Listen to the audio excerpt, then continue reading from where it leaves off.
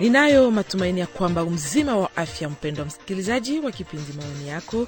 Ujambo na karibu kusikiliza kipindi chako Maoni Yako, ambao ni kipindi kutoka shirika la Benevolencia kinazungumzia kuhusu kuishi pamoja na kuhusu tatuaji mizozo kwa amani katika nchi za maziwa makuu. Leo hii katika kipindi Maoni Yako tunagusia kuhusu namna gani uoga unapelekea watu kuwa na hukumu mbaya kwa wengine.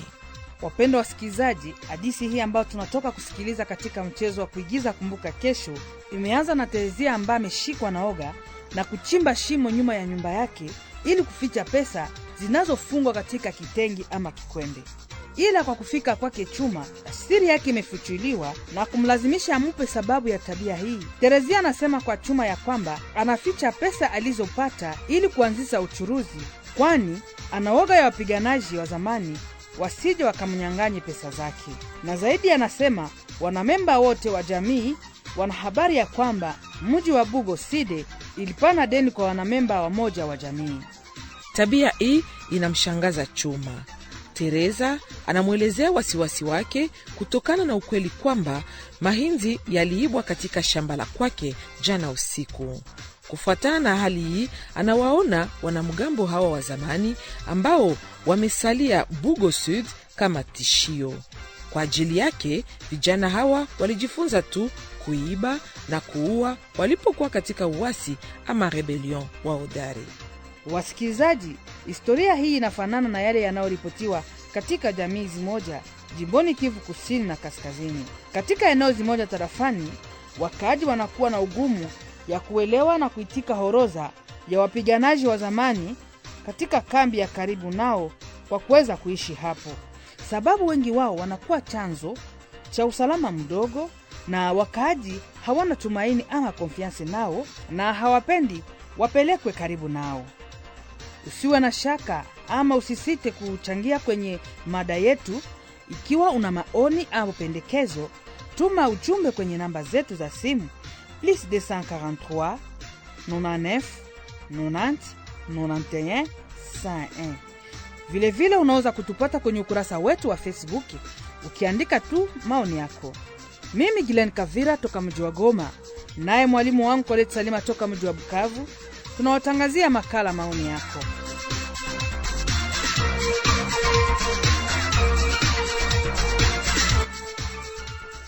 Ebu tufungue gazeti ili bila kuchelewa kwa maneno ya wakaaji tuliokutana nao huko Ruchuru ni Kivu Kaskazini. Je, wakaaji bado wana mashaka, hata wanaogopa ikiwa waasi wa zamani watabaki karibu na wakaaji ili kusubiri waondolewe katika magrupu za arme ama kukua wademobilize?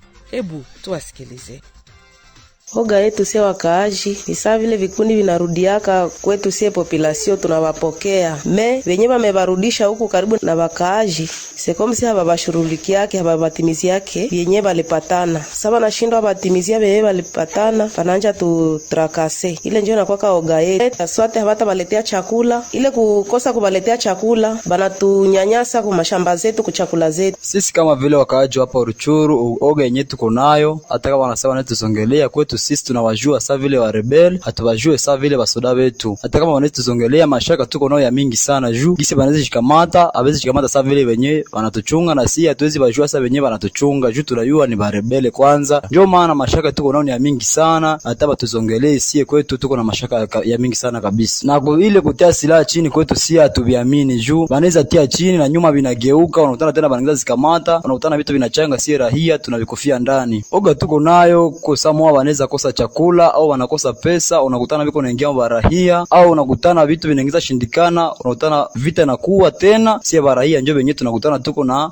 potea tuko vitu wenyewe hatujue. Tuko na oga sana juu kuna wakati mtu mwenyewe alishaka zoea hali ya kuiba, hakuna siku atachaka kuiba. Yeye ni rebele na ginsi ni rebele, atendelea tu tenda urebele yake, na njoo maana akaikala pembeni ya rahia. Memsi anaweza sema anapana silaha, anabakia kama vile murahia. Roho ya mbatu yake yenye iko nayo haiko kusema ameiacha, hapana, atabakia tu na ile roho yake ambaye yenye iko nayo. Na wakati anaweza kosa pesa yenye anapasha tumia mubezwe zake, unaweza kutana na rahia anamumenase menace mubaya, anamkamata mbaya, na unakutana piaji haiwezi isha ile. Wakaaji wanaoga kwa sababu wakati wanasema watarudisha vile vikundi vyenye kumiliki silaha pembeni na wakaaji juu wakwe demobilize, oga ya wakaaji ni kwamba wakati watabarudisha vile sebo angalia kama serikali itaweza kutimiza mapashwa yao ginju vile watakuwa wamepatana kuhusu ili kuwarudisha pembeni na wakaaji. Kama serikali haitaweza kutimiza wa mapasha yao, ni kwamba tunahofia kwamba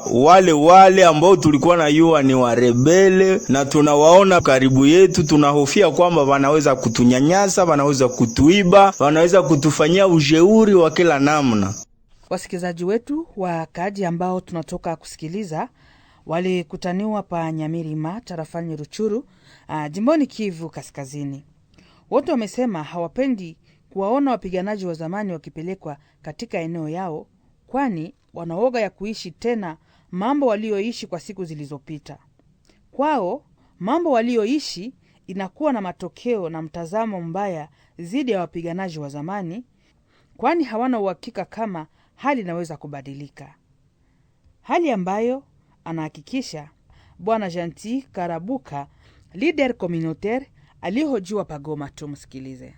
Kwetu territoire ya Ruchuru ndani ya groupement wa Kisigari, unajua kwa miaka zilizopita tulikuwa na bale ba demobilize benye balikuwa muka ya Rumangabo kufuatana na hali ambayo gouvernement iliweza kuwatunga, prise en charge yao haikuonekana vizuri, na hii inasababisha kuleta magumu kati ya raia na wale waasi ambao wanaitwa ba demobilize. Kufuatana na vile gouvernement haiweza kuwaprendre en charge vile inavyowezekana, balianza kuiba mali ya raia na hata kubomola na manyumba za watu, kunyang'anya matelefoni ili kuweza kuangalia namna gani nao wanaweza kuishi. Kufuatana na hali ambayo watu walipitia, inadiminue confiance ya population yenye inaweza kupokea waasi ba kutoka huku na huku wakati ya demobilisation. Kishepo mina waza kwangu mbele bafikie hii hatua ya demobilisation, ilikuwa heri gouvernement inaanza kutayarisha population civile kimafikiri ama psychologiquement,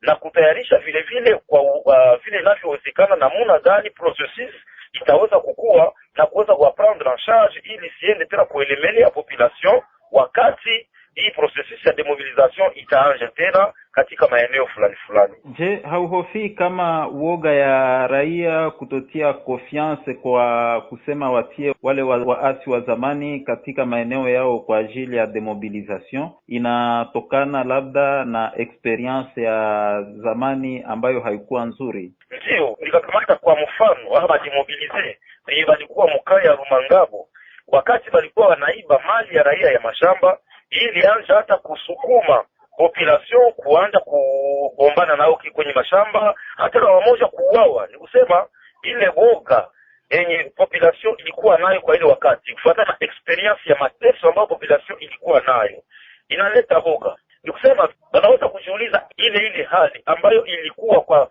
miaka zilizopita ni ile itaweza tena kurudia. Na ndio maana nimesema inaomba kwanza hata kufunza raia psychologiquement ili bajitayarishe mzuri kujua wakati demobilisation itaanza, eski wanaweza kushikamata namna gani, ni nini ambayo gouvernement itafanya, ni nini ambayo shirika za kiutu zitaweza kufanya kwa kusindikiza raia kwa hii wakati fulani ambayo hii processus itaweza kukua iko naendelea ili kufikia lengo lake. Na namna gani justement kushindikiza raia kusudi wasianguke katika kitu kama vile kiwewe ama traumatisme? Unajua raia yetu, kwa mfano raia ya Nord Kivu na ya Ruchuru Masisi kwa upekee, ambapo baliishi muda mrefu ya mavita, watu walishapoteza akili, basha wanaishi muda mrefu ya traumatisme. Na ninawaza namna ya kuweza kuwasindikiza kwa kuleta maprojet, sana ni maprojet tunaita maprojet de resilience, ambazo zinasaidia raia ku prise en charge yao kwa upekee. Alafu hii projet de resilience kama zinaweza kufika, zinakuwa support na gouvernement, zinakuwa support vile vile na shirika za kiutu, zinaweza kusaidia raia kuweza kupokea ile hali kwa muda ambayo hizi kazi za demobilisation zinaweza kukua zinatendeka. Je, haufikiri kuwa hiyo uoga inaweza kuto-influencer jugement ya wakaaji katika kipindi hiki cha usalama mdogo? Kila kazi inawezekana kwa kuwa ilitayarishiwa vizuri. Unajua muda mrefu ambao population baliishi traumatisme ambayo inaendelea mpaka leo, ni kusema hii processus ikakuwa tena kabla raia hayatayarishiwa vizuri, itaenda kukogota mafikiri na kuasosie mafikiri ya kwamba ile vitendo ambavyo tuliishi kwa miaka zilizopita ni ile tena ambayo tunaenda kupitia ndani. Na wakati kwa mfano processes zile zitaweza kukua, itakuwa inakuwa conflict entre population ama raia na vile viongozi wa jeshi ama viongozi wa serikali. Na kuweza hii ni kwamba kunakuwa matayarisho mzuri ili kuanza tosha iboga mbele ya wakati, na bajue namna gani bataweza pokea hii kazi ya demobilisation ambazo zitaweza kutendeka kwa maeneo fulani, na hapo raia bataweza kupokea vizuri wale waasi.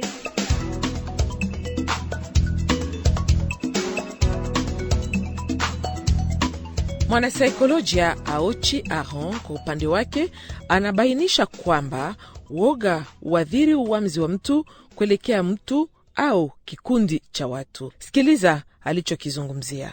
Ni namna gani woga unaweza kuwa alama ya kuelewa nia ya mtu fulani, kujua kilicho moyoni mwake. Na kwa ule mtu ambaye unapambana naye, ukiona mwenzako ana manifeste ile hali ya woga, unakuwa unashakia kitu fulani, labda alitenda ama akutenda kile kitu. Kwa sababu kama vile unashikilia mwizi, unakuwa na dhamiri ya kusema kwamba amechangia kwa wizi. Kama mtu akuiba, haimubabaishi, haimpatii jambo yoyote na haimpatii frisonnement yoyote, anakuwa iko sans souci. Ndio kwa maana kwa ngambo yangu naweza kusema kwamba uoga nao inakuwa ni alama mojawapo ya kuonesha ubovu wa mtu, amechangia kwa hiki ama kile. Kipi kifanyike ili mpango wa kupokonya silaha kwa askari wa Maguguni uwe bora zaidi, aswa kwa kushirikisha raia nao katika mpango huu?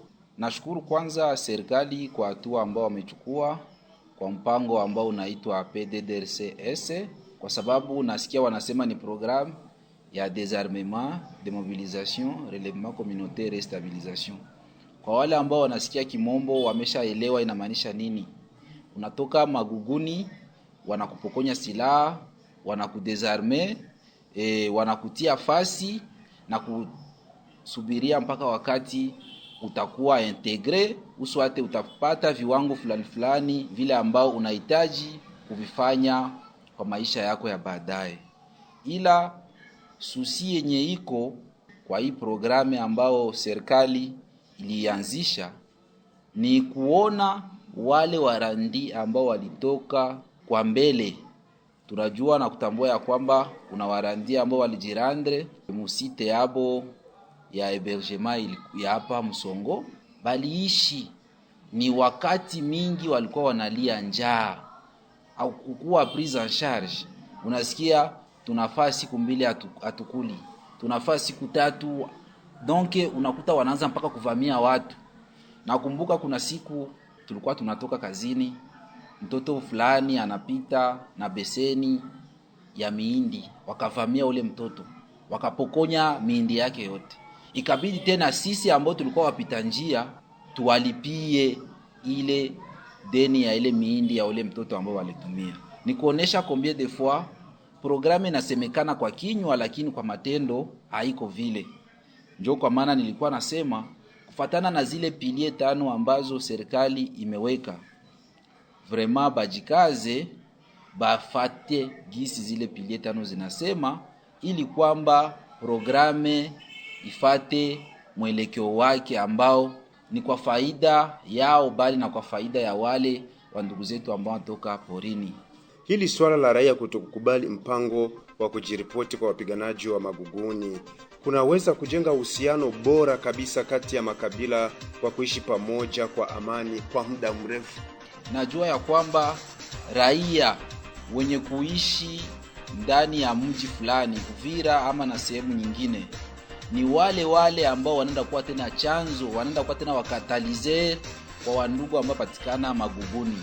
Ni kwetu sisi ambao tunaishi katika majamii tuweze kufanya sensibilisation, kuonesha wengine ya kwamba wakati mtu fulani wa kabila fulani anatoka porini anakuja kujirandre mu program uswate analeta silaha na kuidepose, inakuwa inasaidia jamii yote, nchi yote ya Kongo, ili kwamba maafa isiweze na kujiri. Ikiwa makundi kadhaa yakikataa kujisalimisha kujiunga na program, hali hii haiwezi kuleta mgogoro, hali ya sitofahamu huko mbele.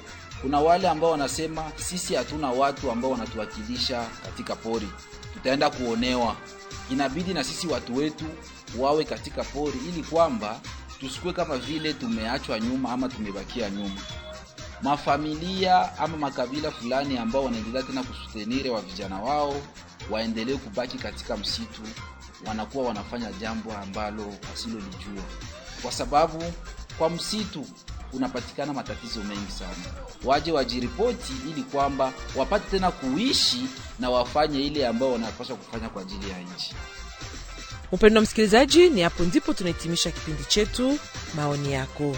Leo tunazungumzia kuhusu namna gani uoga unapelekea watu kuwa na hukumu mbaya kwa wengine. Asante kwa usikilivu wenu mwema na kwaheri.